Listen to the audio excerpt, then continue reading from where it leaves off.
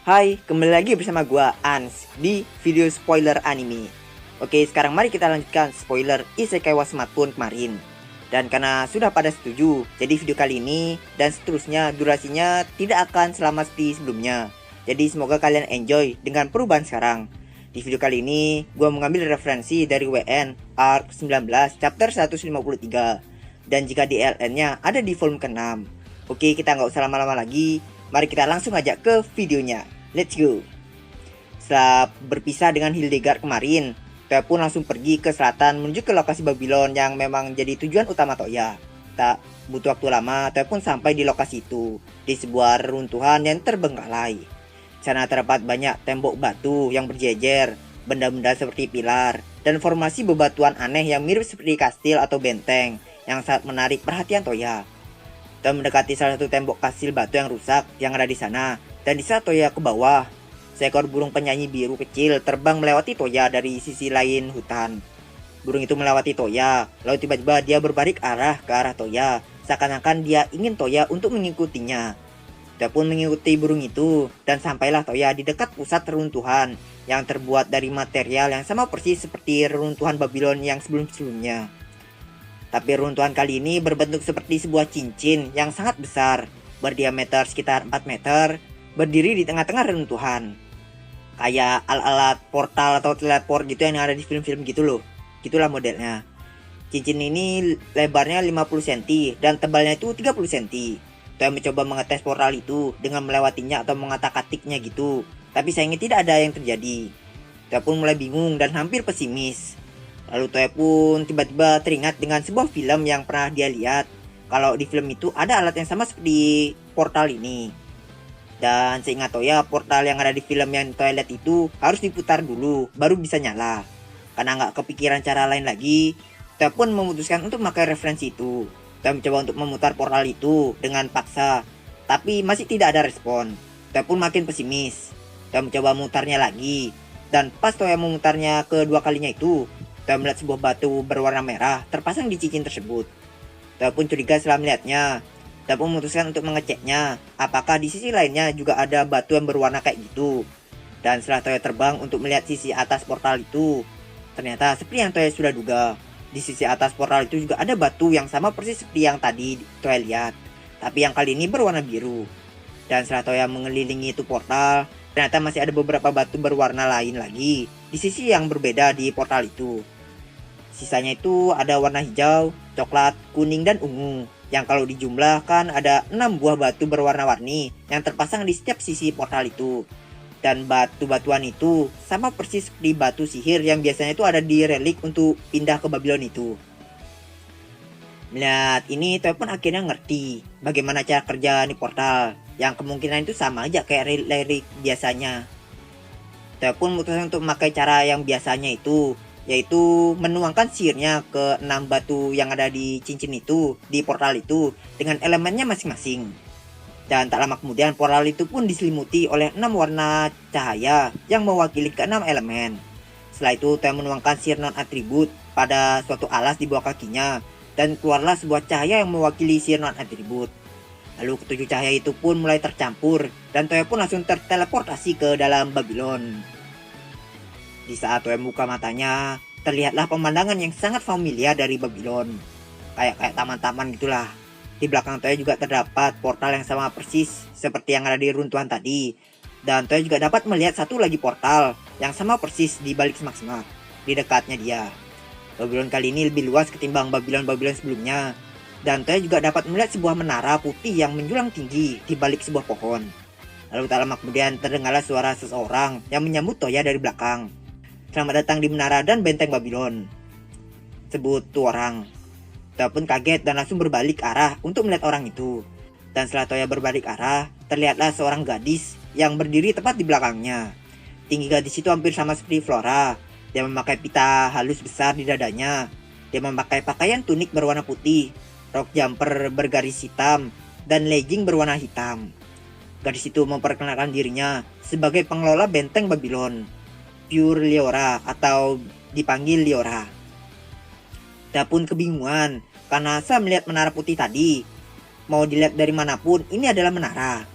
Toya pun bertanya kepada Liora perihal kebingungannya itu. Dan Liora pun mulai menjelaskannya ke Toya kalau benteng Babylon dan menara Babylon itu telah digabungkan. Alasannya karena portal atau relik yang ada di bumi punyanya menara Babylon sudah hancur 527 tahun yang lalu oleh sebuah ledakan gunung berapi.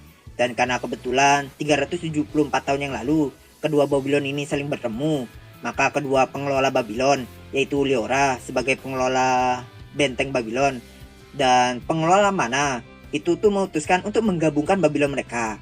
Yang dengan kata lain, Toya saat ini sedang mendapatkan sebuah hoki atau diskon yang besar. Nyari satu, dapat dua. Asik.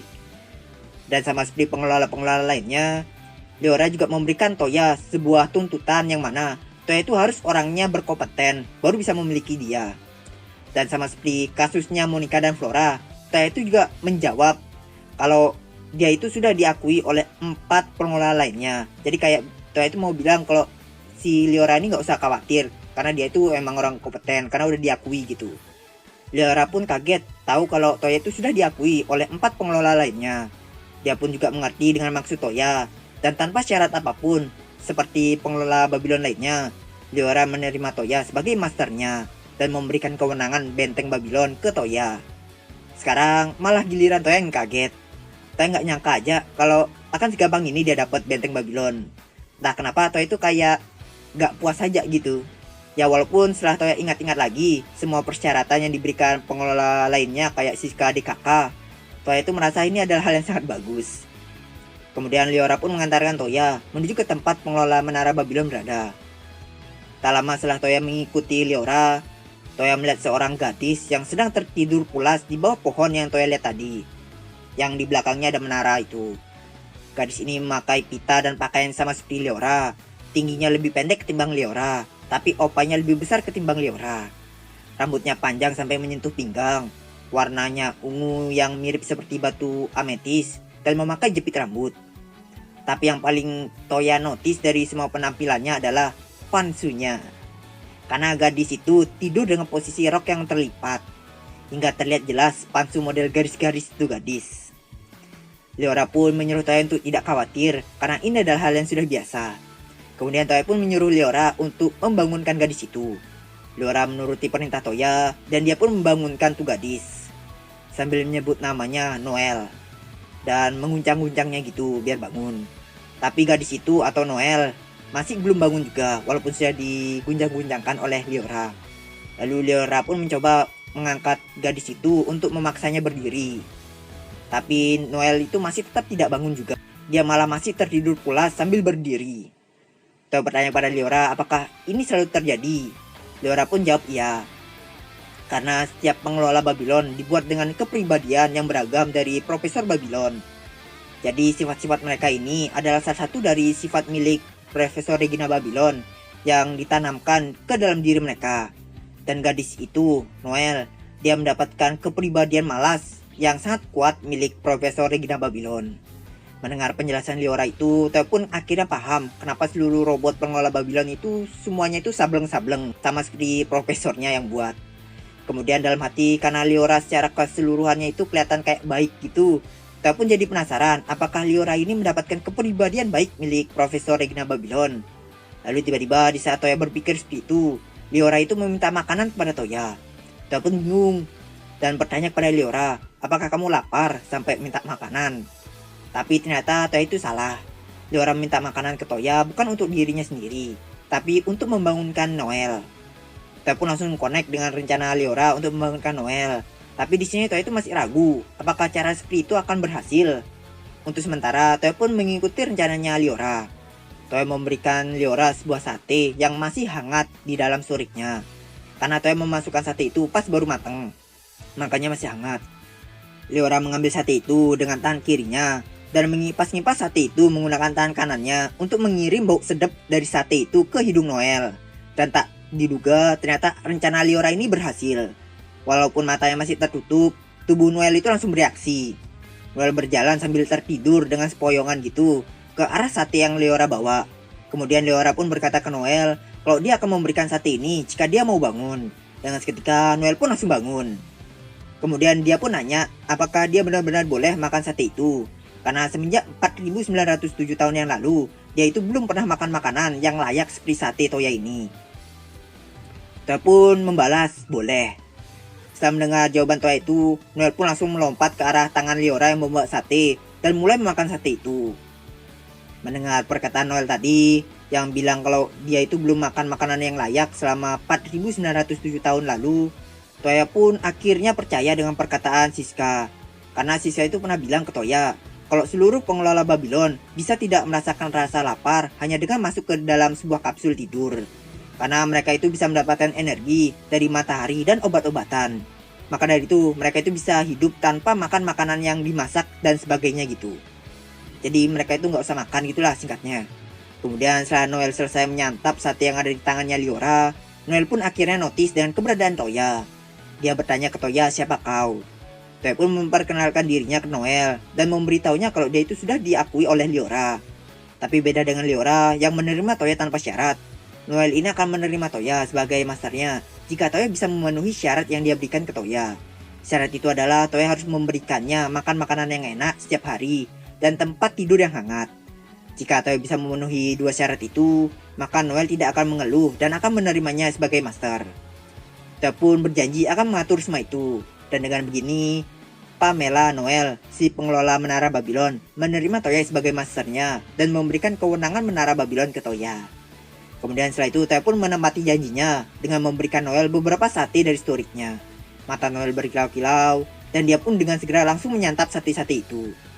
Seusai Noel memakan sate-sate dari Toya, entah kenapa tiba-tiba dia itu menatap ke arah Toya seperti menginginkan sesuatu dari Toya.